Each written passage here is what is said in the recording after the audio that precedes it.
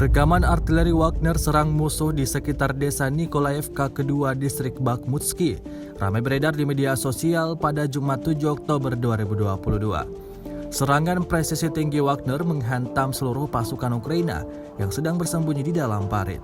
Akibatnya, ledakan dahsyat terjadi secara berulang-ulang pada posisi pasukan Ukraina. Pada akhir rekaman, tampak sejumlah pasukan lawan berlari keluar dari dalam parit mencari tempat yang aman.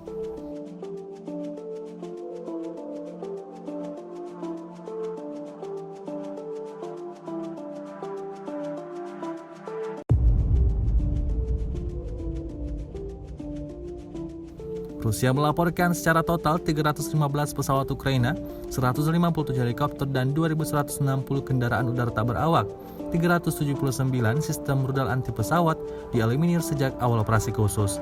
Sementara itu dari kubu Kiev, Kementerian Pertahanan Ukraina melaporkan 330 tentara Rusia dieliminir dalam sehari terakhir. Total 61.330 prajurit Federasi Rusia meninggal sejak awal konflik hingga hari ke-225. Terima kasih sudah nonton. Jangan lupa like, subscribe, dan share ya!